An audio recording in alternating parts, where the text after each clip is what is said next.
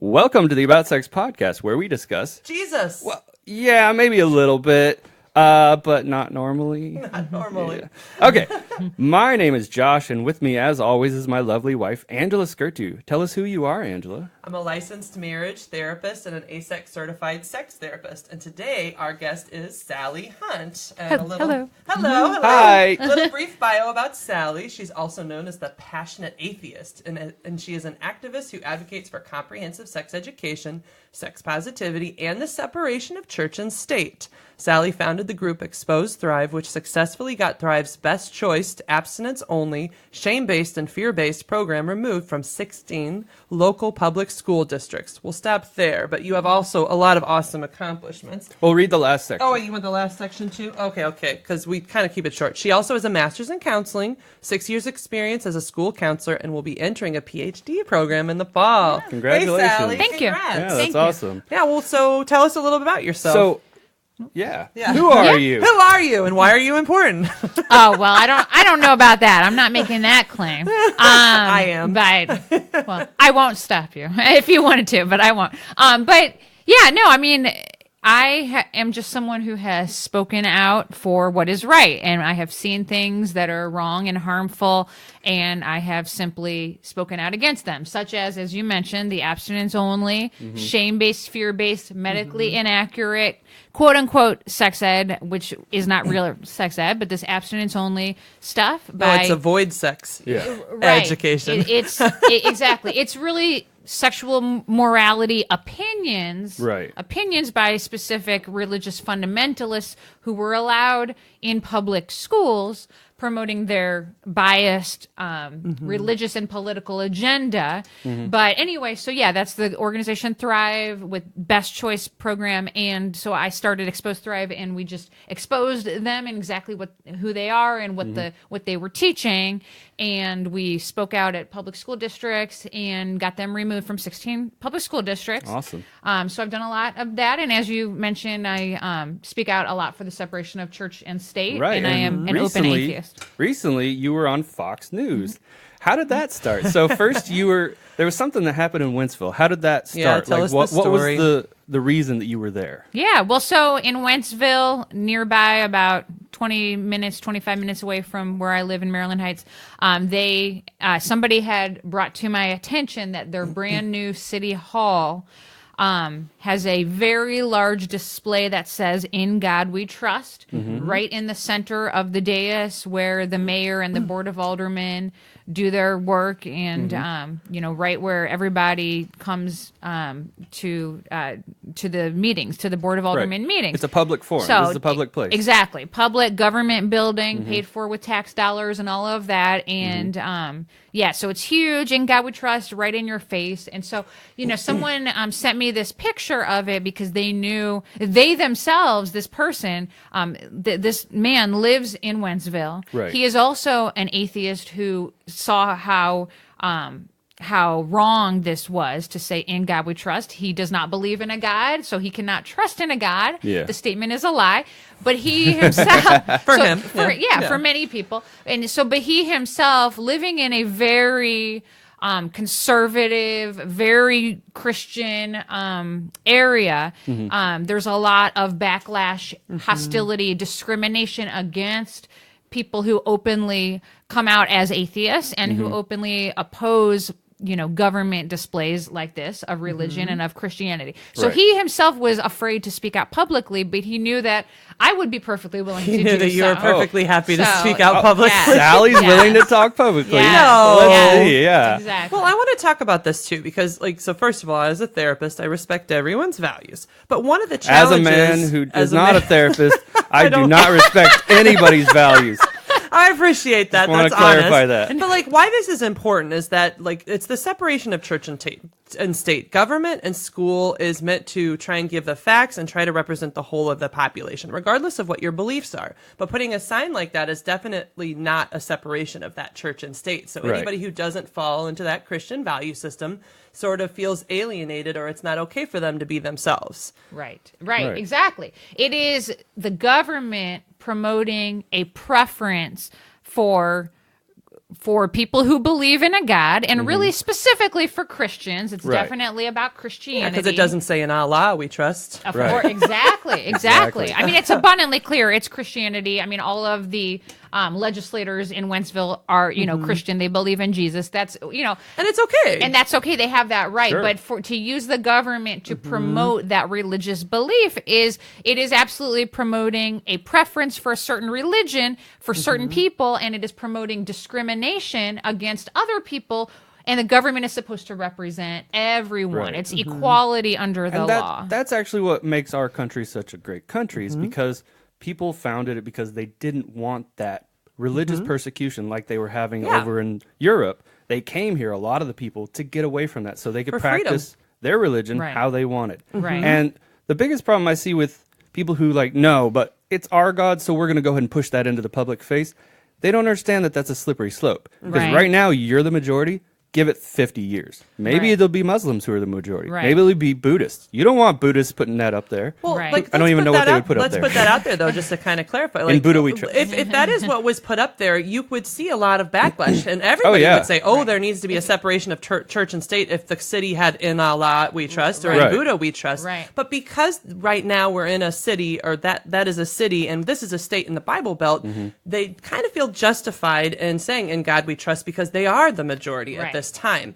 But going back to what you said, we have that rule there of the separation of church and state to protect people so that you can believe or not believe whatever you want. Exactly. So you went to talk about it, and Yeah. it went great, and then you went home, and nothing else happened. Right. If Yeah? only. Yeah. So what Not happened? quite. Yeah, so tell yeah, us I about went it. up there and I very calmly, respectfully spoke, and I explained that there are people in Wentzville who are opposed to this display, and that they had contacted me, but that they are afraid of speaking out, as I mentioned. And there were people there that day protesting too, right? Not that day. That Not was that day? 2 weeks later. That was 2 weeks later. So Okay. on this particular day, I was the only one who went to speak about this at all. I see. Yeah, no one else did. And so, but yeah, I just got up and I calmly spoke, and I talked about how government represents everyone, and I talked about how there are people in Wentzville that are afraid to speak out publicly for fear of backlash and hostility and discrimination. Right. And anyway, so spoke. We're also, and the fact that I don't live there in Wentzville, let me just point out, does not matter. It is No. not relevant. They knew before I spoke that I was not a Wentzville resident and that I'm a Maryland Heights resident, and they allowed me to speak. They allow everybody to speak, so it didn't Yeah, even your matter. freedom of speech doesn't go away just because you're not a resident of their county or their Exactly. city. Constitutional Yeah, right as well. right. So they have no rule against non-residents speaking, and they knew in advance I lived in Maryland Heights, and they knew in advance that I was going to speak about that in God We Trust display, and they allowed me. And so, so I spoke, and we're supposed to have 5 full minutes to speak. Everybody gets 5 minutes. You get your 5 minutes. And what happened was the mayor cut me off at 4 minutes and 35 seconds, and he says, "Your 5 minutes is up." And I didn't know that at the time that it was only 4:35. He cut you Later off I early. timed it. Yeah. So yeah, he wanted me to think 5 minutes was up, but it wasn't. So he says, "Your 5 minutes is up." And then, Maybe their mayor just doesn't know how to count. right. tell That's time. always a I would not. possibility. I would not be surprised. We can always assume ignorance, I honestly would It's not. definitely bliss. but in I this hear. case, probably not. Right, No, he right. didn't want to hear it anymore. So continue. Right. So yeah, he cuts me off and he says, "Your 5 minutes is up." Yeah. And, and I was going to sit back down, but then he responds to me, which they do not usually do after people speak, but he responds to me to tell me that what I said was just hearsay about the fact that there are residents in Wentzville who are opposed to this display of "In God We Trust." That's He hearsay? says it's quote Wow. unquote just hearsay because let it be known that those individuals aren't here tonight, and whenever Wentzville residents have a problem with something, they're more than happy to make their voices known to me. And so they're not here tonight. So that's just hearsay. So he was dismissing me. And so I Right. responded. I said, "Are you calling me a liar?" I said, I just told you why they're not here. It's because they fear discrimination and hostility and Right. backlash. Right. Like this. Right. Like what's happening What's currently happening? Exactly. It does So- happen. So he He accuses literally me, backlashed immediately. Exactly. So he Yeah. accuses me of lying. He says it's just hearsay. He doesn't, accept what I said. And so as I'm responding, then he says, "Well, I'm going to have you removed from this meeting." And anyway, so then I walked. What was his reason? Did he give one? He did not give one. He did not give one. So then I walked to go sit back down, and there is a video that shows that I did sit back down, and I'm calm and I'm quiet at that point. And he has the police officers, 2 police officers come, grab me by the arm, and take me out. And the whole thing is on video, you know, That's and you great. can go to on YouTube, Sally Hunt, or youtube.com/Sally Hunt Atheist. You know, and you can see my speech is on the video. You have the cops taking me out on video, and you see. And so the thing is, there's the clear discrimination, right? Completely. I mean, it's like, funny. no, you're not allowed to speak. And, even if you're peaceful, because you believe what you believe, you're not allowed in this institution. Right. Exactly. And it's funny because he proved everything I said right. Like the Immediately. people who fear this intimidation, hostility, backlash, like he's proving that they have a reason to. Yeah. Because, Yeah, And there's the I evidence. also want to point out that after I spoke, after I left, I watched on video later. It was 2 speakers after me. This woman spoke, and she got up there, and first she spoke against me and in support of the In God We Trust display. And she was given extra time. So she talked for probably about 2 minutes against me and in support of In God We Trust. And then he gave her an extra full 5 minutes in addition to all of that. So talk about obviously being, Wait, how much biased extra and time? discrimination. So he didn't start her gave- time until she went to her actual He started topic. the 5 minutes He let her after berate her. after she talked against me and in support of In God We Trust. Free Yes. reign to berate Sally. That's what he did. Right. And then now your time starts with your real topic. Yep. Yeah. Extra time for her. So talk That's about crazy. clearly promoting a preference for some people over others based on their viewpoints, based on their religion or lack of religion. So that's the opposite of what government, is supposed to be doing. So what happened after this happened, the ACLU found out about it, and they contacted me and they said, we want to file a lawsuit on your behalf because this is clearly a violation of your free speech rights. That was before you went on So- Fox News. Yeah, it was right. It was like right around the same time. Yeah. After the meeting. Yeah, it was Okay. before. It was before. It was then. before But that. then Okay. they But contacted then me. Fox News brought you on, so So, we yeah. can segue into Yeah. that. So you got So what was the- were you in the Wentzville City Hall twice, or was? So then Okay. after that initial meeting that I just talked about, where I was taken out by the cops, that got on the news. Yeah. So then that started getting attention. And so then at the following Wentzville meeting, 2 weeks later, it was can I cuss? Am I allowed to cuss? Why not? We try to avoid Okay, I was it. going to say S show. Yeah. Yeah, you can say shit. I can It's a say shit that. show. Okay, It's shit yeah. show. I want it to be family friendly. Yeah. I want Right, kids right. to be able to listen. Right, totally. Yeah. But it was just crazy. 2 weeks later, like lots and lots and lots of right-wing Christian theocrats. And to be clear, I do not think they represent all Christians. Like No. there are a lot of Christians who Yeah, a lot of support the Christians are separation inclusive. Oh, yeah. of church and state. Yeah. Oh, and, yeah. and so, Plenty. but these are specific people who think that they speak for all Christians. And they want a theocratic government. They Exactly. want government to represent And they their do. religion. They spend a lot of Exactly. time trying to put their values into public policy, yeah. which isn't good for Exactly. the whole. Like going back to sex education, some of those religious values aren't great for people who don't fit into that religious value system. They're actually terrible and super shaming. Right. Yeah. And it's like they have churches and they have private, Christian schools, and they have, it's not like they're not allowed to promote their beliefs. Yeah. They can do all of that. They have their full freedom of religion. This is about government, and it's, Right. That's Yeah. different. And protecting Government- everyone's rights. Exactly. So government has to be neutral and secular, free from any religious preference whatsoever. Right. But so anyway, so 2 weeks later at the following meeting is when it was like all of these Christian right-wing theocrats show up and they're all holding these signs that say, I support In God We Trust, or we support In God We Trust. Yeah. I mean, so many people. And they were very, very negative, hostile toward me. Like they were booing me, and several Really? of my friends The showed protesters up as well. weren't polite. Right. Super. Never. So much animosity. I mean, it was Baba. just. Yeah. So inappropriate. I know. I wanted to was go amazing. hoity-toity for a moment. It was really amazing. And then, so yeah, I had there were maybe 8 friends of mine, 8 or 9 allies who spoke against the display. And then there were a bunch of these Christian theocratic types who spoke in support of In God We Trust. Sure. And they they clearly talked about Christianity and they had the Bible. I mean, it was just abundantly clear that it's about Christianity and that it's about religion, which is unconstitutional. Right. So that got even more media attention. And then that's when Fox News contacted me, was after that meeting. And then you agreed to be on Fox News. Yes, I did. Yeah, I don't like them that much.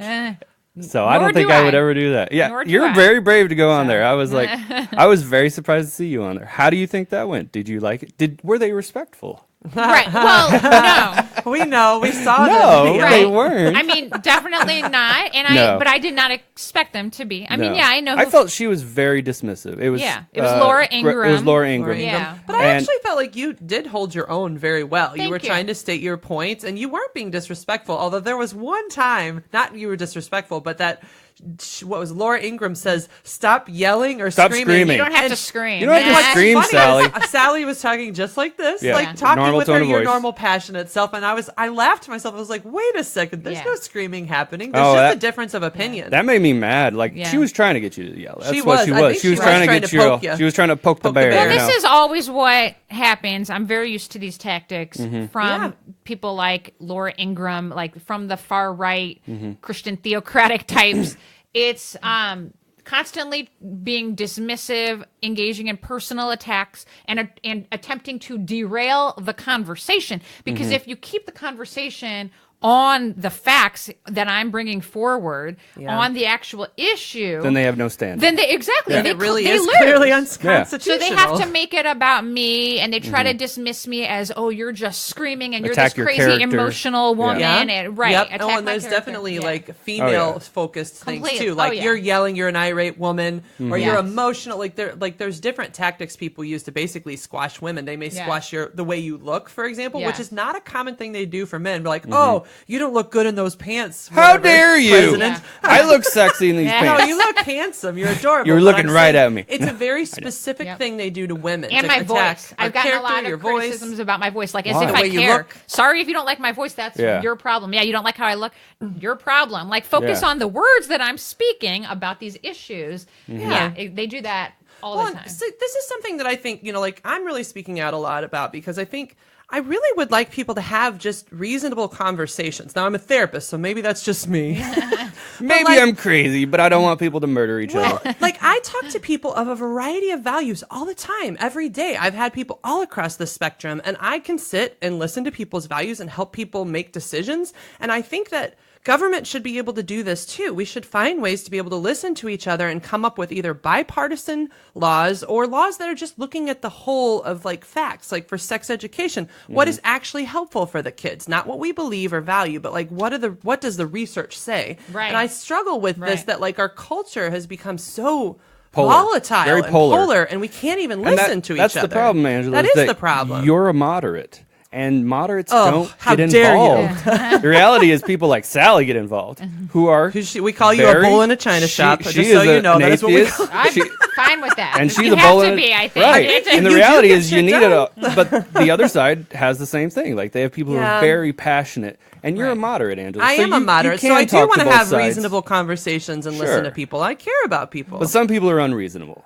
Well, And so that's what why do you went on do? Fox News to meet all the unreasonable well, people. you have to call it out when they're being unreasonable. I feel like you have to say so. Yeah. I mean, this is the thing is I keep seeing this where if you call people out on what they're actually doing with their words, they act like that is an insult and an attack. For example, if you talk about misogyny or racism, like when their words are misogynistic and racist, for example, Right. then my they're goodness. like, you're attacking me. How dare you call me a misogynist? How dare you call me a racist? Like, I'm not talking about you as a person. You can change. I'm talking about your words. Right. Well, the perfect example, one of your posts on Facebook, so I remember this so clearly because it was a very beautiful dog. But like they posted dog? your Oh, face yeah. with this beautiful like sheep. It was actually a very beautiful Like an Afghan dog. hound. Yeah, like Yeah. and he was like, "This is you." And so right away, misogynistic to Yeah. try to Yeah. compare you to a dog. But she had such a perfect response. She's like, "Well, thank you. That's a beautiful. It's a beautiful, beautiful dog. dog. If Thank I'm compared you. to that, then fine." Yeah. you know? Afghan hounds are gorgeous dogs. It like, was a gorgeous whatever. dog. Oh yeah, we're big fans They're of dogs. much around Worst here. dogs I could be compared to. But it's an Yeah. example of that Like a misogyny of poodle. like you have your words don't mean anything. You're a dog. It's cutting down your Right. character, cutting Right. doand you as a woman, and it is misogynistic. But if you were to call him a misogynist, he's like,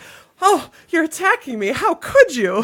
Right. Well, and I think that those types of individuals are used to those words actually having an impact. Unfortunately, like many girls and women will be deeply personally Right. affected, and You're it will actu- silence It them. will And silence they'll stop them. talking. You actually you let it bounce off you. Yeah. You seem I have to be no really idea good how at you do that. Angela I was care actually, way too much about what people So, think. Angela was actually talking about this before the show. Is she was saying like you get a lot of hate. Yeah. She gets a mail. lot Yeah. of hate, and that's comments. an example of one of them. Yeah. How do you deal with that? Yeah, Like, how in do the you- world? Yeah, I How do mean- you not let it affect you? Yeah, I mean, I'm just so used to that.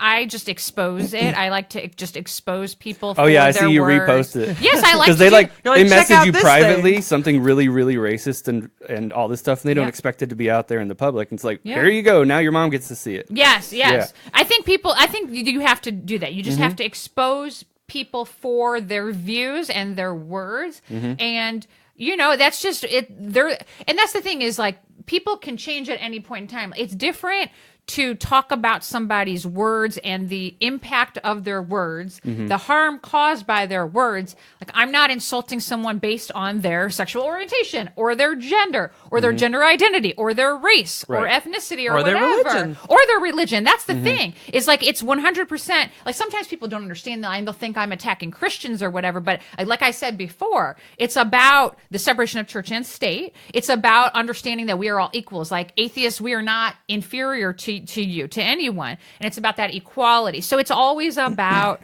your views and your beliefs and believing some people are inferior and that others are superior and stuff like that. And a lot of times So- they'll try to hide it behind humor. Like they'll Yeah. say, "Oh, it was a just joke. It was joking." just joke. It was Yeah. like it was a racist joke." And it's like Yeah. the It's reality like- is like it's painful. there's something they call in comedy. It's called punching down. It's like you Yes, shouldn't yes. punch down. That means where you're up at a higher status and somebody who's lower status in the public eye, like a minority of Yeah, some sort, a marginalized is person, making yeah. them the butt of the joke. Yeah. It's called punching down, Yes. which is never good. Like Right. it's going to be a racist joke or a misogynist Like, what's the joke. reason you found that joke funny? Like, Right. let's talk about that. Right. Here's Yeah. just a way to figure that one out. If you in any way say, "I don't mean to be offensive. I don't mean to be," you're about to be very terrible, Right. and just stop the sentence. And Right. and you can have So you know, and guys, a lot of don't do comedians it. actually like will joke about race, but they do it in a way that actually points out the terrible ways that people are racist. That's actually the Right, good right. way of doing it. Right. Yeah. Not just being a racist. Pointing out the bigger picture of social, like the Right. way people treat one It's a another. commentary Yeah. on racism itself, not Right. being a racist. in the joke. Exactly. Well, and I want to Right. point out something you said earlier that's really important for like what the state is supposed to be accomplishing. So you mentioned do no harm. The job of the state in terms of laws and policy is to make sure that we're protecting each other, or protecting ourselves from each other. Yeah. The reality is that humanity is violent, it's greedy, we do terrible things at times, and we can be good people too, don't get me wrong, but No, humanity I disagree with that. I'm just saying humanity can sometimes be terrible. Yeah. And so the laws are there to protect us essentially from each other, from Right. harming one another, so that we have freedom to basically live our lives however And- we want. And it's not that people are terrible, it's that they make terrible mistakes. People they make can. terrible decisions and Yeah. they're sometimes ignorant. And that doesn't mean that they're bad people. Nobody- They're just yeah. doing bad things. And It's they just can change, sometimes like we you do were bad saying. things. Like think of just speeding. Okay, a person who's speeding is not a bad person Right. ultimately, but when you speed, you do put people around you at risk. Right. And so why we have those laws is to protect the people from a speeder who could potentially hit them or Right. cause an accident. It has Right. nothing to do with your morals as a person. Which is Right, why right, we don't want right. a theocratic government. Yeah. Because then the power is in a hand of somebody who's taking direction from their religion. We Yeah, don't want it's that. not about that. It's about the impact we're And that- having on historically, society that's and been each a other. bad thing. Right. Right. Like you get genocides in the name of God, you get wars in the name of God. It's like, yeah, let's Or keep that many out. gods, really, because it's not just. Well, when in- I say God, I mean gods. Like, Okay. I just think it's interesting. I have heard so many people say that they think, a lot of Christian theocratic types have said that they think we have freedom of religion. Not but freedom not from freedom religion. from religion. I keep hearing this, and it is so ridiculous because there is no religious freedom unless you have the full freedom to leave your religion at any point in time and have no religion. So if you're not free to do that, There is absolutely no freedom whatsoever. Right. And it seems like these individuals, these Christian theocratic types, they believe that religious freedom only means for them. Right. And they believe it's the freedom to oppress others and to force their own religious beliefs on everyone else. Right. Well, they feel justified by it because Yes. their value system supports it. Yes, unfortunately so. And they're being emboldened by the government, which is promoting their religion. And that's the thing. And our original motto of the United States was E pluribus unum, which means out of many, one. And that was a unifying message. And at the time of the founding of this nation, that was our nation's motto. And I do want to put a plug in for the original motto project, because it's an organization, and I'm a part of this organization as well. And the whole point of the original motto project is to go back to the original motto of E pluribus unum. Because they changed it. So, changed it in the 50s to In God We Trust. And they also added in the 50s in the pledge. Under they added God. under Yep, God. Like that was not a That part of the wasn't original. there. And it was pledge. during the Cold War to promote that we are better than those godless commies. Right. And it was the whole point was to say that if you don't believe in God, that you're inferior. That's why atheists are always called communists. Yes. Yeah, they tie it to I didn't communism. know that. People Learn equate things the every two. day. But- But Yes, actually, yeah. like Russia is very like conservative. They have a lot of Right, Christians there. It's right. just so confusing. Yeah. They have the Orthodox Church. Oh yeah, they have lots of that. Okay, so just interesting. Go on. that's a very interesting story, but we are talking about sex. Okay, on we'll this hit podcast. sex So- now. So we're going to shift away from the atheism and all the religious stuff and talk a little bit about sex. So one of the things I saw on your page was a question that a man asked you. Why would a woman who is getting raped and or sexually assaulted not say no when a man has forced himself on her without first getting her consent? Good question. Why would a woman? So let's say a woman's here, a man's here, and he's reaching over, and it doesn't even have to be like sexual assault. It could be just like putting his arm around her and grabbing her. So it's an aggressive move. But why would she not say no and push away? Yeah. Well, the first thing I say to that question is that the premise of the question is about victim blaming. Like, you should not be focusing on the woman's behavior. Sure. It's about that the aggression, the doing, touching someone sexually or engaging in a sex act when you have not gotten the full, clear, Sure. enthusiastic consent of that other person. And I want to make is it not very, okay. I want to make it very clear. I am opposed to rape. That is a very controversial statement. Everybody's opposed to rape. But the reason I'm asking it actually is not to victim blame or anything. I think it's important for people to understand. For People sure. understand, why would a woman not say no? I can give Why would cultural she not, context Why would to she it. not push back? So Yeah. I'm going to give it a little cultural context. So actually, women from childhood are raised to somewhat have a little bit of a fear of the word no. Yes, Like actually, yes. like because You're taught of the to way. submit. Yeah, Yes. we're taught to submit. We're taught to be a nice girl. We're taught that, like, actually, we get a lot of backlash for saying no or for being assertive. Like, Yes. even in Or for childhood, being a woman like, that speaks if out. you are assertive, Yes. you're called Yes. You know a those? B word, a Yes. bitch, and like, and the reality is, so like, we're basically shaped out of it throughout our childhood, and like, so, but what happens then is they'll kind of feel nervous and they don't know what to do. And there are some men who act out violently Yes. even when you say When you say no, yeah. And so like, it's almost like a means, it's kind of like a trauma response. I It think is. we've all Yeah. developed where And we're some just, women may have previously been assaulted. So when Some they're- will. They Right. could be triggering just to be It can touched. be a scary can be situation. scary. You Sure. don't know. Like, there are a lot of men who don't deal well with rejection. Sure. And a lot of women have maybe and seen to be that. fair, everybody struggles with rejection, but go Yeah. on. Sure. But it tends to be more that the response is from men. It can be more violent, violent. violent, degrading. And this comes from patriarchy and toxic masculinity, where, it's like this male entitlement. It's this social phenomenon where Sure. it's like, you owe me sex, and I'm horny right now. And Oh, if they I, owe you? So a lot of men actually Yeah. really do. They feel entitled to women's bodies. Interesting. That's why this is a social patriarchal problem, misogynistic problem. And yeah, you make a great point, Angela. It's like women are raised, they're socialized Yeah. to be submissive and to be like people pleasers. Yeah. We're We're not allowed to have opinions at times, depending on how we were raised. Yeah. It's hard. Yeah. Right. Like you want to make your man happy. You want to make other people happy. Don't speak up. Don't say no. Yeah. So that's one piece of it. But then like in the other piece, I don't think men are trying to be misogynist. I know there are some who have been raised that way, but the reality is a lot of men do care about women and they don't sometimes realize that they're pushing this boundary. Like here's a perfect example.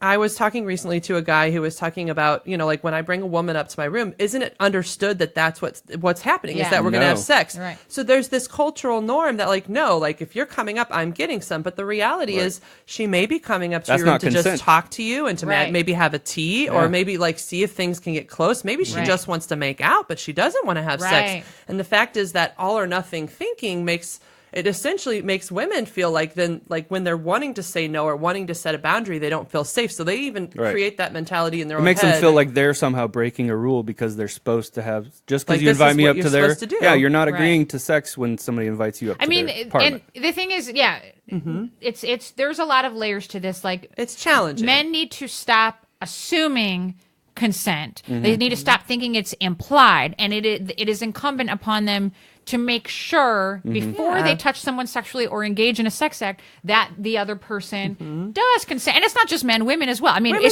it's just more of a problem with men, but everybody, no one ever can touch a person sexually without their consent or engage in a sex act without getting that consent. But it's like, but also, to continue to answer your question, like there are other reasons as well why a woman may not specifically say no. Like she may freeze up in that moment. And that might be out of her control.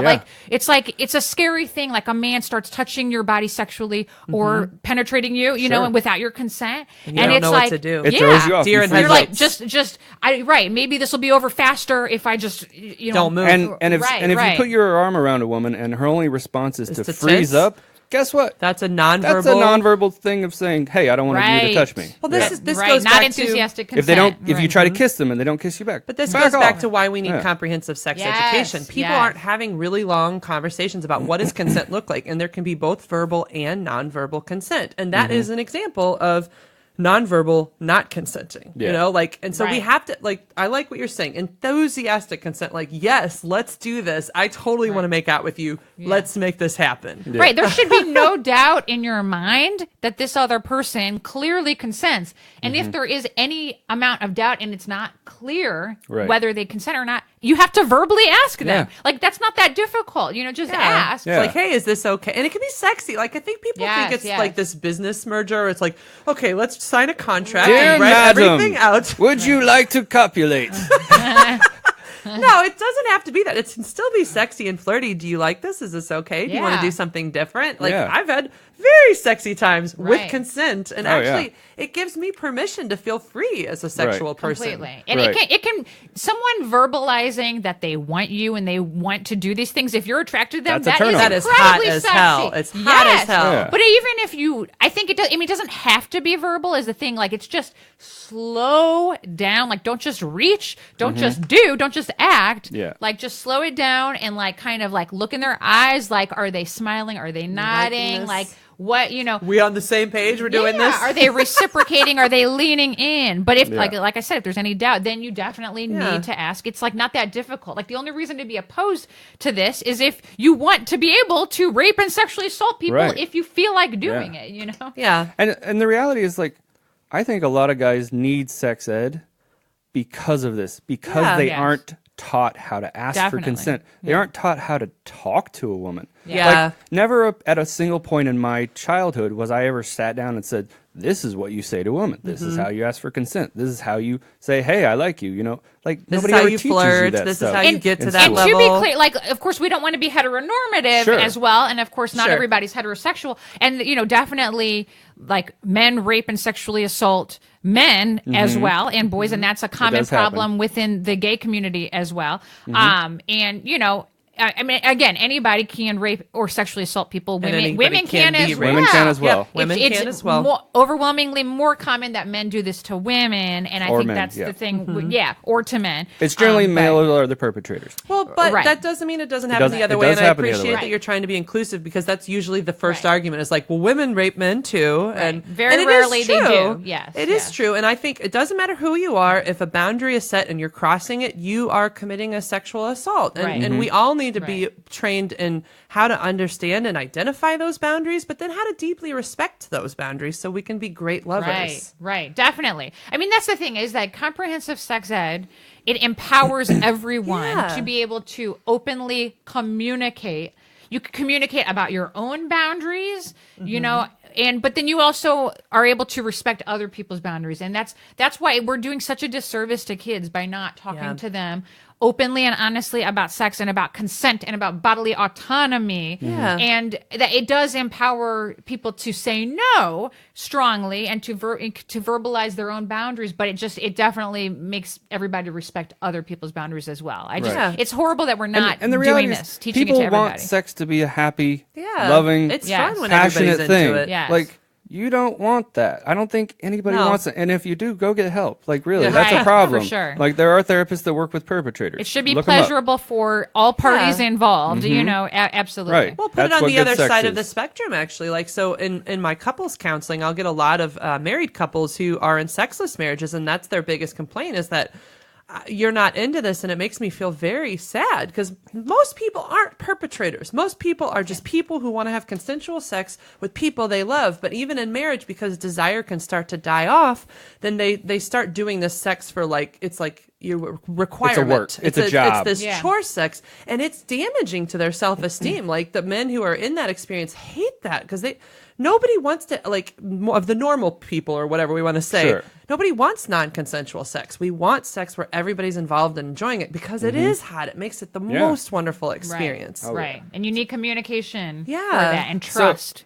So speaking of Absolutely. this same topic, you actually posted on Facebook about penetration. You said there's a difference between penetrating and getting penetrated. When done without consent, the reality is that one is far more violating than the other.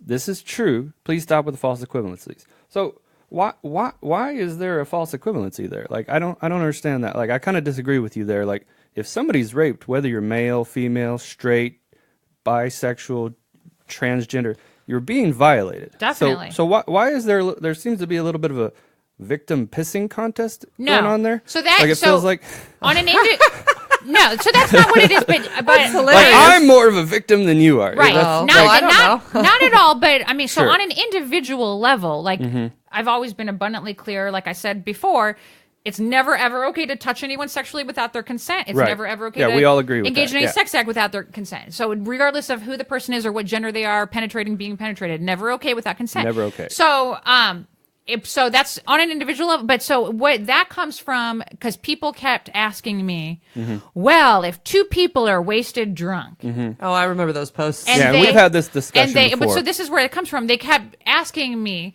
if two people are wasted drunk and they have sex. Can either of them consent? Essentially, all these people Yeah. kept telling me it's a wash. Like basically, you can't see that the woman was raped because the man was wasted drunk too. He could have been raped too. So my thing about it, and he could have. So he there- could have technically, but And I it's actually about know a He man has into a that friend- situation He has who a was. friend who that Okay, I'm happened. not going to say who it was. But, but but again, So it can happen and it does can happen. It very rarely does It is happen. less common. So it's kind of like when people say all lives matter in response to Black Lives Matter. Like, yes, it is true that all lives do matter. But when we say Black Lives Matter, there's a reason why. And there's a systemic problem that we're referencing and we're talking about that needs to be dealt with. So to me, it's a similar thing. Like, so these questions kept being asked when I was talking about the systemic problem of misogyny and women's bodies being under attack and being raped and sexually assaulted as Right. often as they are. Right. Which is often, very often. But something that is an issue with that is like if both people are drunk, how do you tell who is the perpetrator and who's the victim? Well, who says that they're the victim? That's how. So if two people are, I mean, this is the thing is like, if two people are wasted drunk and they have sex and nobody says it was rape, we don't have a problem. Like, I mean, it still could be a problem if the person, like, technically, you should really never have sex with a wasted drunk I don't person. think you ever should. I really. So- there are some Right. countries that are putting out laws that they're saying really you can't consent beyond a think- certain amount And of that's the I alcohol. thing don't is you think can't. I don't Right, think you you should can't. have your first sexual encounter with another person, meaning the first time you have sex with that person, intoxicated in any way, because that is the time when you need to give consent. in a very clear way. Right. The second time, once you're in a relationship, it's a little easier. You can get drunk and have sex together because because maybe you both are in that space. But no, like that's But if the it's a point, new person in your life, you don't want to do that. Well, and there's very clear ways we can kind of identify this, right? So if somebody's unconscious, they can't consent. That's a blackout thing. Hold on, I need to write that down. If Well, somebody's a lot unconscious- of men do need to write that down because that is it's a No, common even if she problem. said yes before, if she's unconscious, there is no consent. Yes. No. If we're way too drunk, you maybe both shouldn't have sex. But honestly, like just on a side note, sober sex is the best, guys. You're missing out if the only way that you have sex is drunk. But on a flip side, when you do drink and have sex, you have more sexual problems anyways, like more ED and delayed ejaculation on both sides for the female and the male. So like really, you're just missing out. Why not drink a little less and have sober dates? Yeah. But like specifically my thing with, and to be clear, like I'm talking sloshed drunk, like Right. Yeah. like slurring your speech, can barely stand up, cannot walk in a straight 9 line. glasses of wine Like, in. Yeah. I really don't think that's depends a on the good time to consent. But yeah, as opposed to buzz, like that's not what I'm talking about. But Right. it is a common problem where wasted drunk women are viewed by men as an opportunity for them to take advantage and to go penetrate, and so that is rape, that is sexual assault, and it's like it happens all the time. Like this is incredibly common. I mean, if you talk to women, most women have stories like in college at some point Where they were at a date party. raped. Yes, yeah, where somebody, once they see them wasted drunk and they're like, instead of saying let's help this woman, let's keep her safe, it's let's go take advantage of her. of her. So this is a very, very common problem. There's really not a systemic common problem of women finding drunk men to go rape. Sure. Like it's just so that is what I was referencing is like stop pretending as though there's an equivalency between what men deal with and what women deal with. Like women have there's an actual constant risk and threat. But the way you're phrasing it makes it sound invalidating to those victims. Those men who have been raped, they've been raped. And I understand there's a systemic difference of frequency. It happens a lot more to women. And there's less men who are raped, but that doesn't mean that those victims weren't still raped. Well, that of goes course back not. to, So there is our original point from before. I maybe we should talk about this. So, like, I think it's hard for people when like we go into these deep things because I think there's this part of us that wants to be universal. Like, no, if anybody's raped, everybody's important. We want to cover everybody. It reminds me of that, like Black Lives Matter to like all lives matter. Like, the hard thing is when we're trying to debate this stuff. Yes, everybody matters. All of you, all boundaries matter. Every person should be respected and should be able to consent. And it's hard because I think then when we talk about this, like, okay, the frequency is more with females than males, then it almost sometimes feels to men maybe like an attack. Like, well, what about us? Why don't we count? And I'm trying to, I guess, put out there, it's not meant to be an attack. It's just meant to kind of describe just how invasive and intense this is for females, that it is. Like, culturally, we're sex shamed from childhood. We're not allowed to be assertive. We struggle to say no because we've been taught throughout that it's not okay. And because of that, you're assaulted. And because of that, basis. we're at higher risk. Right. And that's all we're saying is that we're at higher risk. And we need, as a society, to recognize that the way to change things is to take ownership for the fact that as a male at times, you have basically a little bit more power in this world as a result of the way that the country is structured and that patriarchy. When people bring up the term patriarchy, that's what it's about. It's this basically a society that we've set up where we allow men to get away with things. Yes, yeah. Men are in the privileged position. And I know many men who aren't acting like that. You're one of them. I love my husband because he really does. You really care about women. And there are quite a few that are listening right now that are like, I'm not one of those men. Right. And so I want the people listening to understand that it's not an attack on every man. It's just when this happens, we have to find ways to change the system. You have to look at it honestly to change it. Yeah, definitely. And if people are using that argument as a reason to not discuss rape, then 100% that is bullshit. And they are. And that's the minutia. thing. And that's the big problem. The people who keep trying to ask this question, they want to muddy the waters and they want to give reasons to not believe they're creating a rape bunny trail. victims. Right. They are. So that's the thing. It's a minutia thing. I see this constantly where like if a woman says, I was wasted drunk, I was too drunk to consent, and this man raped me. If she says that, you need to believe her. Like it is incredibly rare that women lie about getting raped, Right. and so this is it's actually reported the same.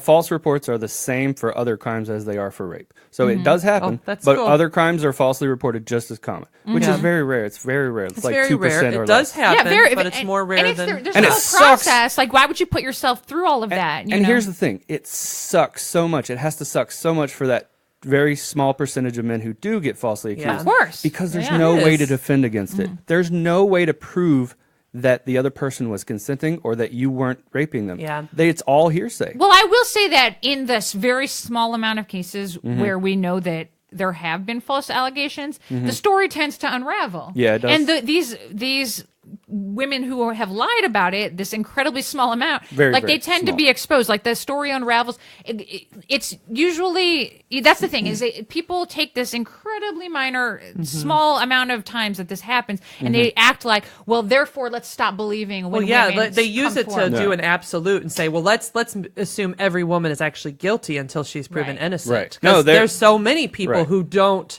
like report effectively. Let's just not believe her, and Right. that's the problem. Is that Well, it's actually the man is the accused. He is innocent until proven guilty, but he has to.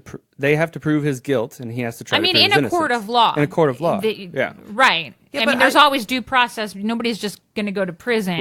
Right. Right. Of course. Yeah, but I think what I was saying with that is those little comments, these minutia comments, are ways to kind of do that victim They blaming derail thing it. where they're derailing it. They're Absolutely. trying to say, oh, this women always do this, and these are Yeah. the ways that they're not good. You know, like, and it makes No. it so hard when somebody Nobody has been wants raped the to reality, get help. Nobody Right. wants to be officially known as a victim of rape or a victim Nobody of does. any It's crime so that shameful. involves Humiliating. sex So or shameful. People anything judge like that. you. They blame you. They say, you're a slut. You shouldn't have been there. Or You they shouldn't say, have been you're have ruining drank that so young much." man's life. Stuff like Right. that. It's like, well, he fucking raped me. How about that? Right. It's very That ruins serious. your my life. life. It lasts forward. for years. People go to... therapists have entire jobs because of people like that, because Right. they have to deal with those emotional problems the Those rest of their scars life. are there. And that's the thing is, like, when people try to come up with reasons to not believe the victims that come forward, they're keeping other victims silent. Like, that's the reason Yeah. that it is so hard to come forward, is because there are all of these people who are ready to pounce and judge you and say you're lying and that, you're a this and you're a that and your real agenda is this and that. And it just keeps people silent. It makes it so hard to actually get the courage to finally speak up. yeah. So you recently posted about teaching sex ed at Soulard. How'd that go? At the Soulard School, it went very well. Well, I didn't teach sex ed. Okay. I taught a parent workshop. Okay. So it was just designed to talk to the parents so that they would be more sex positive types of parents. More able to openly, honestly communicate about sex and sexuality with their kids. Okay. Because their kids are about to have sex ed at their school. I So see. the Soulard School hired me to talk to the parents. Oh, that's so. really I'm cool. a parent. What Yeah. would you tell me when I'm talking to Mike? What would you tell listeners Yeah. about when they're talking to their kids about sex? My main point is just always you want to normalize sex and sexuality. You want to be open and honest and factual and straightforward. We have to set the tone for our kids that, there is nothing wrong with them having questions. There's nothing wrong with these conversations. Like, this is healthy. This is a part of humanity. It is, you have to think ahead to, as your child grows up, what do you want for them as an adult? What qualities would you want them to bring to all of their sexual experiences? I asked these parents that. Right. I said, I know it's weird to smart. think of your child as an adult and having sex one day, but one day They will. be. So what would you want them to bring to those sexual experiences? We totally agree. Every decision we make with our daughter is like, how are we raising her into an adult? Yeah, and we're what raising an values are adult. we teaching her? Yeah. I always think into that space because I think sometimes people will let kids get away with little things because they're like, oh, they're just a kid. Like, this is a weird experience about it, but like letting your kid cheat on a game. Okay. I know this is something sometimes people do because they're young and it's not a big deal. But the reality is, if you're trying to raise them to be a decent adult, to be fair. To be fair, like letting them cheat is teaching them that it's okay to cheat in life in different ways. But like if we're sticking to the rules, then they're learning to be good sports, even if they win or lose, then that's okay. And that part of life is getting comfortable with those things. And so I personally believe in that 100%. Yeah. Well, and the thing when it comes to sex and sexuality, there is so much for us to actively combat with our kids. Like this society is very sex negative, very puritanical, very sexually repressed, and there are all these mixed messages because then there's so much over sexualization at the same time. And at the same time, if you don't fall into that perfect gap of being straight, white, and male. Right, totally. Whatever. There's no perfection here. Everybody's then any other butterfly. sexual preference or anything kinky, anything if you're gay or bisexual or transgender, if you're a different gender than they're used to, all of a sudden, that's not acceptable, and they shame you. Yes, and that's part of what I talked about as well. Part of being a sex positive parent is that you are accepting. It's all about consent. But I mean, otherwise we're not judging, we're not shaming, we're normalizing. Like, sexual orientation, all sexual orientations are totally healthy. We don't judge, we don't shame. People choose, they can decide for themselves what their sexual orientation is. And gender identity, that we're not telling, boys must be like this, they must look this way, act this way, play with these toys, etc. Girls must, whatever. It's same thing where we are letting kids be autonomous individuals, and they can express themselves in a way that they're comfortable. I talked a lot about that, like trying to understand that we're not in control of our kids. Like, we're their parents and we have certain rules and expectations, but they are their own autonomous individuals, and we have to respect that. Yeah, the reality is at a certain age, if you are that very authoritarian, I'm going to control my kid, you're going to do exactly what I want. At a certain age, they grow up. They become teenagers, and they understand, you can't tell me what to do. You can tell me that, but as long as I hide it from you, I can do what I want. Well, and that's a problem because if your kid is hiding something from you, you don't get to have a say in it at all. That means if somebody is gay and they're hiding it from you because you're not accepting of that, then they're going to do that all on their own and not tell you anything about it. And you can't have any input about safe sex and consent and all these different topics that you do need to talk to your kid about. Right. Yeah. Your own opinions of morality, quote unquote, like when it comes to sex and sexuality and gender identity, all of this stuff.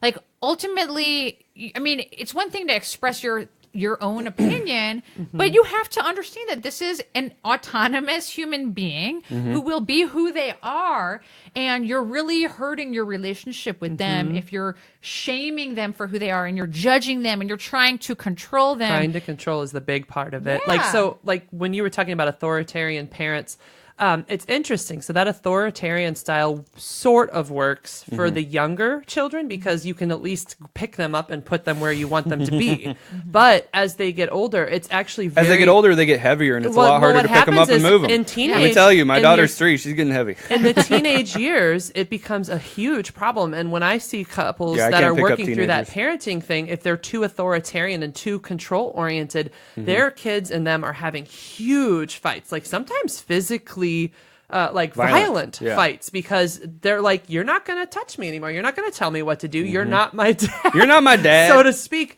And so I agree. I think it's so important to but in order to do that, even to raise somebody to be autonomous, you actually have to respect them as a separate person, as having their own values, and allow your kid to actually have different values if that means that they grow up and become... Because they're gonna, no matter what. They're gonna have different opinions. That's the thing is and I talked about this as well when I did this parent workshop. We want to raise critical thinkers. So whatever your values are as a parent, kids are more likely to actually follow values if the kids themselves have decided for themselves that they believe that and that those are their values. Like if you just tell somebody these are the values that you must follow, like it's not going to mean that much because at some point, like they're going to realize, wait, are those my values? They're going to figure it out for themselves. Like we all did that. They're going to eventually hear other people's opinions. Right. And some people will just try to isolate their kids. They'll homeschool them. They'll keep them in a bubble. And the reality is those kids turned up really messed up because they don't have anything else coming in. Well, to be fair, not all of them do. I've met plenty of homeschooled kids who are very neat people. If the parents isolate them But if entirely. they are authoritarian, controlling, and isolating there can be from some challenges. everybody else. No, I'm not saying all homeschooling is terrible. I just I have some homeschool people. I understand. People need to see other cultures. They need to see other opinions. They need to see other things in their life so they can kind of get a good grasp of reality. Thinkers. Yeah, like you were saying. So, like, discern for yourself. What does this mean to you? What do you believe this value? Do you not? Why? What's important to you? I know plenty of people who actually don't even know why they believe what they believe. They believe things, and they've been taught these things, but have they ever actually critically thought about why they believe what they believe? Why is this important? And so, when you raise kids like that, then they become stronger. They're able to make safer decisions in life. They're empowered, and I think it's super important. So I have a little question. This is kind of steering it to a different topic. Sure. Why is so much of religion about sex? And it has to do with sexuality, meaning you're bisexual or gay. It has to do with sex before marriage. They focus on reproductive rights. There's so much. Why are so many people who are religious so focused on sex? Misogyny, control. I feel like a lot of it stems from wanting to control other people, but patriarchy. Hence, that these gender roles, there are these strict, rigid gender roles, especially within fundamentalist religion, fundamentalist conservative religion. And if but why do they focus on that so much? Why? What is control? I think it came. You think it's about control from wanting to control the masses. Control where they put their dick, and you can control their wallet.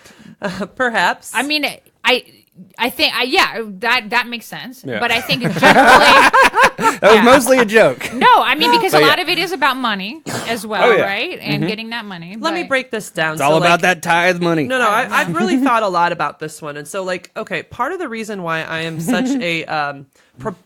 Not proponent, like I'm against. What's the word against? Opponent to fear-based and shame-based teachings of any kind is that they come from a sense of trying to control the other person. Yeah. So like you're either trying to shame them back into the fold or you're trying to scare them like you're going to hell. That is a version of fear-based training where it's like if you're not exactly like this, you're physically at harm. And what it does to people is it's almost like it's a tactic to manipulate people to stay and to confine and conform essentially. But the crazy thing is that people so what it ends up doing is creating two extremes. When people are raised in these very, very fundamentalist religions, they either get brainwashed, so to speak, and join the fold and are always there, or they starkly go the opposite way because they realize this is nothing like me and I'm not comfortable with this, and then they have the other extreme, and then there can't be this middle ground, and in those particular religions there's no allowance for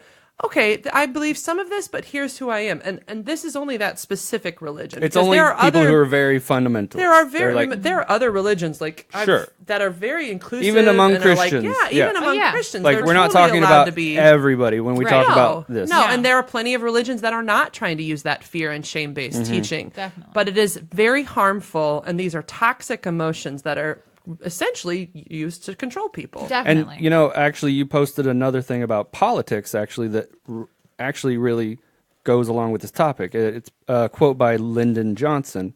He was a president, if you don't know who he was. He said, if you can convince the lowest white man he's better than the best colored man, he won't know you're picking his pocket. Hell, give him someone to look down on and he'll empty his pockets for you.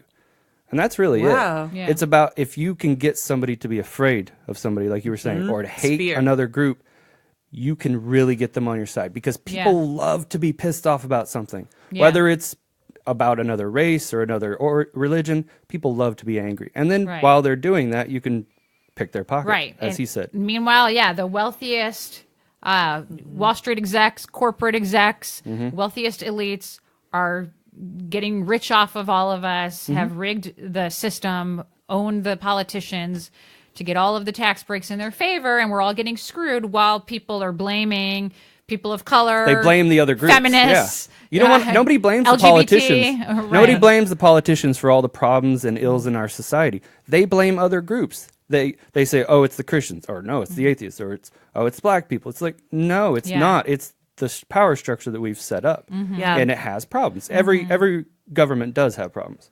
Oh, and by the way, I was going to say, like at the at these Board of Aldermen meetings in Wentzville, and then also in St. Peter's. St. Peter's has a huge "In God We Trust" sign as well. So I have spoken there as well, and there have been several people who get up and speak, the Christian theocratic right-wing types, who several times have said the atheists have an agenda to destroy America. Which, by the way, we're not that organized. Wait, so right. Hold on. Why do you want to destroy America, Sally? Great question. I mean, that's the thing. It's funny because it's the exact opposite. When you actually are patriotic and you love America, you want it to be better, and so you want to promote equality of everyone. We want the system to succeed. Yeah, and you're and I'm the one promoting the U.S. Constitution. These are people that are opposed to the Constitution. Yeah. I mean, they want to go against the law. It's just absurd. Come on. How do you feel you're in the right? Like, that's the law. But that's kind of like what you were saying too, like with the quote from Lyndon Johnson. It's like, pick somebody to blame, some other group that you blame, while the rich, are. So wait, so you're saying we shouldn't blame people and like we should take personal responsibility for our choices? I know, right? They're unheard of. They're the ones that say. I know, it is ironic, right? Yeah. Well, I don't think people realize the ways that they make these leaps in logic. Essentially, like if you actually they say, I believe in the Constitution. Well, the Constitution very clearly states we need a separation of church and state. Right. So, like, it's always funny to me to kind of call people out on their own values, to get them to really think about, like, wait, where are you actually not in line with what you're saying? Most of them haven't read the Constitution. I know. Most of them haven't read the Bible. The reality is, like, they are not very... Well, they pick and choose from the Constitution, cherry picking, just like they do with the Bible. Right. Like, they love that Second Amendment, but they don't care about the First. It's pretty interesting. Yes. People.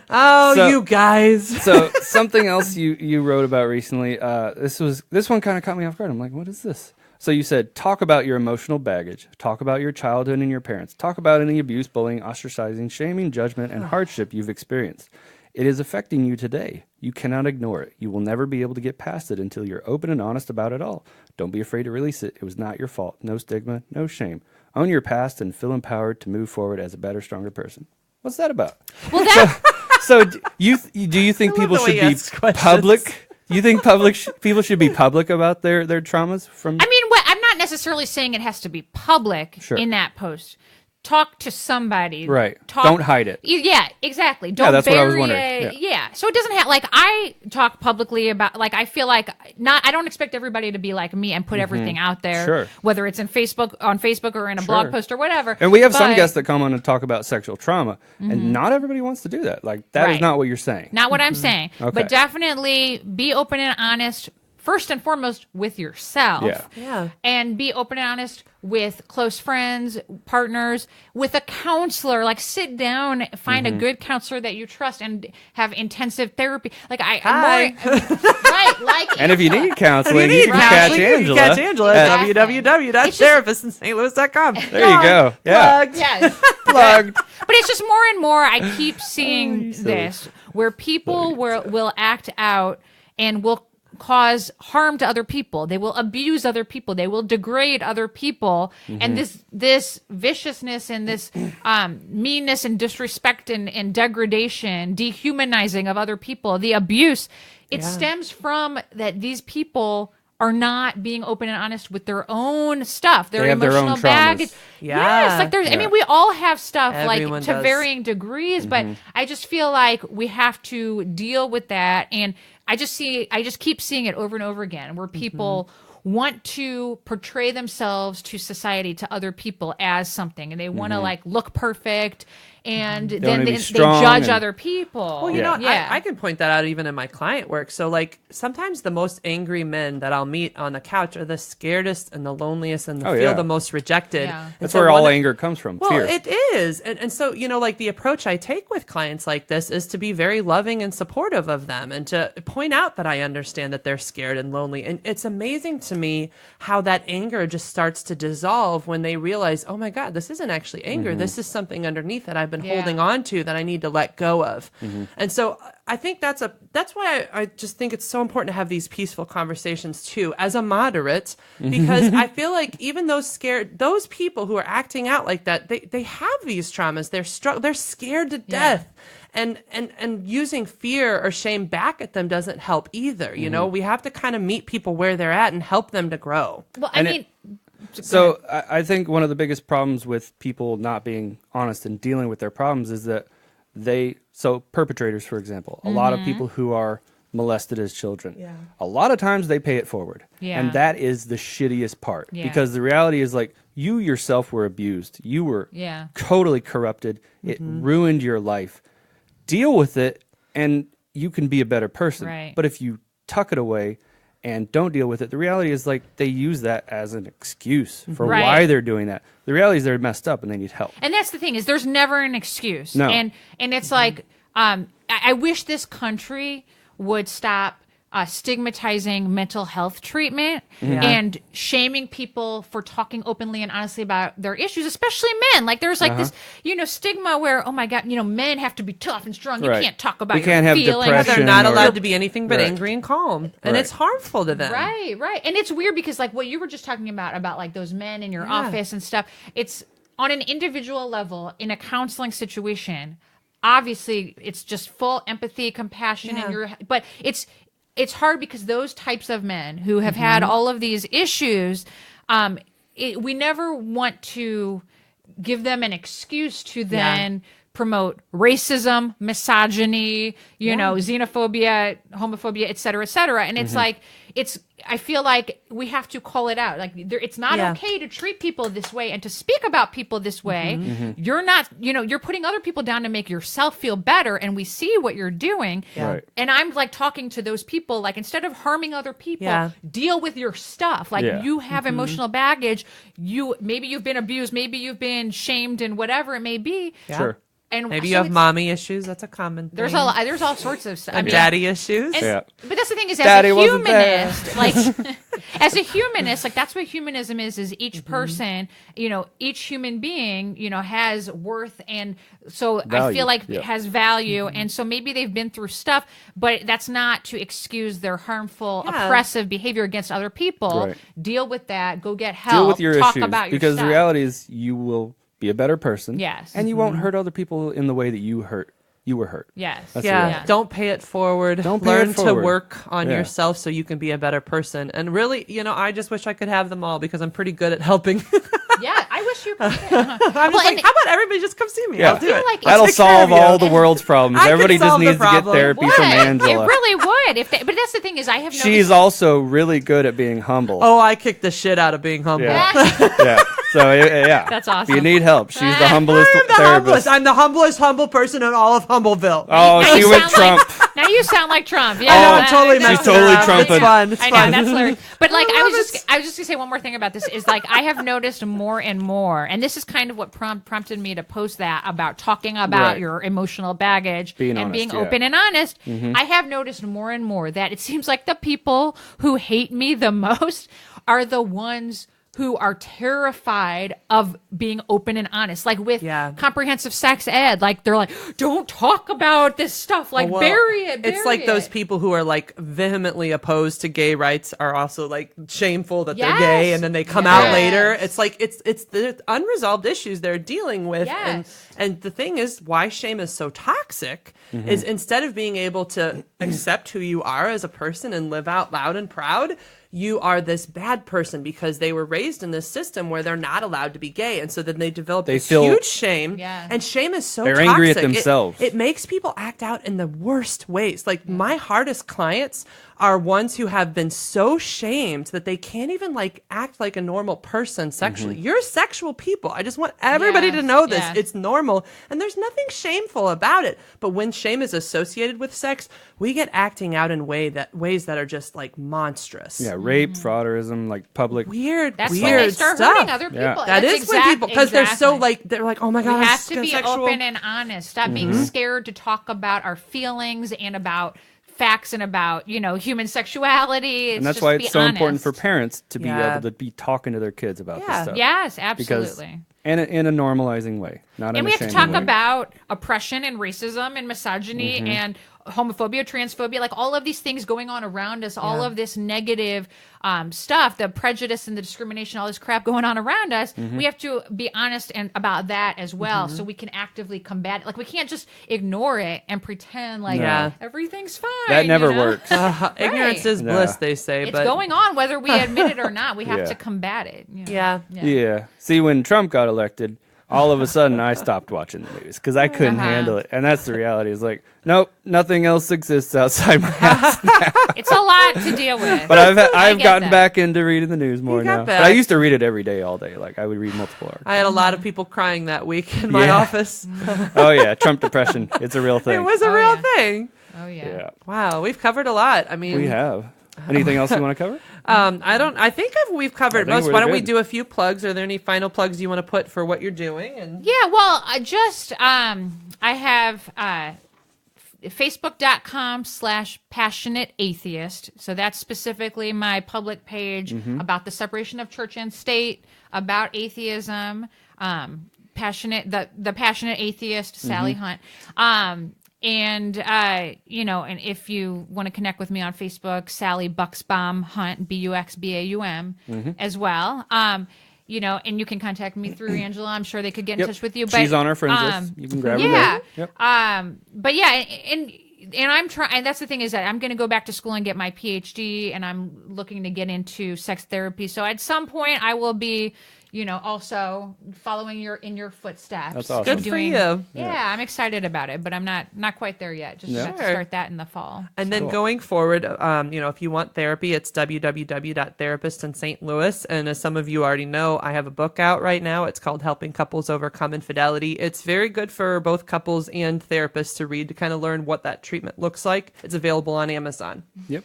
Oh, I have a Good. Twitter too. Should I mention that? Yeah, You go ahead. mention your Twitter. And Instagram. It's the same. Sally B Hunt. Sally Sally B B. Hunt. Hunt. Yeah. Absolutely. There we Twitter, go. Instagram. Yeah. Look her up, people. Awesome. So this has been the About Sex podcast. We've been talking with Sally Hunt, the Passionate Atheist. Be sure to add us on Facebook, review us on iTunes, and send us your questions to aboutsexpodcast@gmail.com.